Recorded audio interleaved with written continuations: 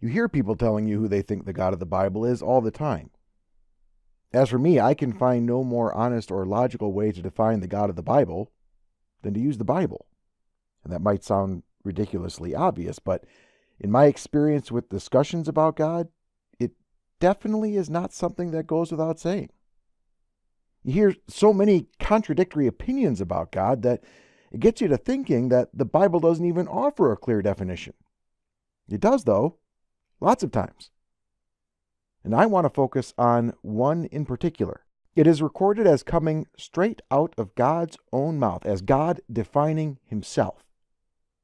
It's in the second book of the Bible, Exodus chapter 34. Moses had been asking God for a full revelation of his divine glory. God agreed to give Moses a glimpse, including a sermon on his own name. But God would hide the part of his glory that would have killed Moses. Now, that's an important concept that deserves another video all its own, but I'll allow you to tackle that at your convenience.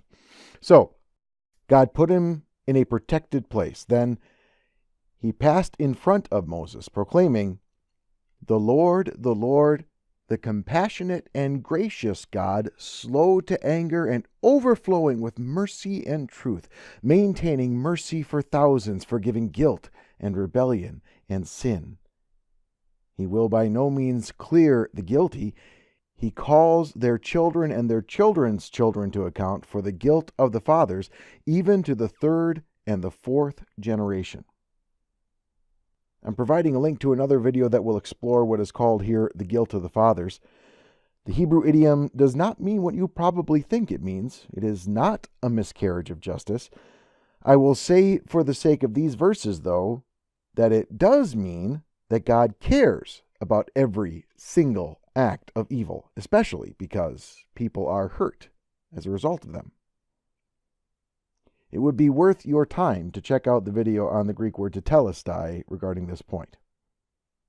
But the genuinely mind-blowing thing here is that despite the fact that perfect justice is enough of a part of God's nature that it gets a place in this definition of who he is, the very first thing that God speaks of, the thing that he focuses on most throughout this little sermon on his name, is his compassion, graciousness, patience, and forgiveness. Most prominent is the term repeated here in the middle, mercy. And that's a special word in the Hebrew Bible. And again, deserving a video all its own. I just want to say here that it's not the typical Hebrew word for mercy. Even though that is a common translation for it, you'll also see it translated goodness or faithfulness. And quite often it is love, or even faithful love, or loyal love, or steadfast love. I'll put a link in the description that will let you look at a few different Bible translations here, but it's not just our struggles to translate it that makes this word special. It's that this word is used so often as a defining characteristic of the God of the Bible. For this video, just consider these various translations as well as the word it is paired with here, which is truth. In short, this word tells you that lovingly keeping his commitments is a defining characteristic of God. He's like a father who cares for his children and never leaves, a mother who loves her children and only ever wants what's best for them, a spouse who is genuinely faithful till death, or even a friend or business partner who never stabs you in the back. He is faithful to the loving connection he made with us at creation, and that will never, ever change. Why? Because he never changes. He is, as you may have heard him referred to, the I am, here represented as in many English translations as the Lord in all caps. It's just who he is, who he always was, and who he always will be. Well, that's what I've got so far on who the God of the Bible is.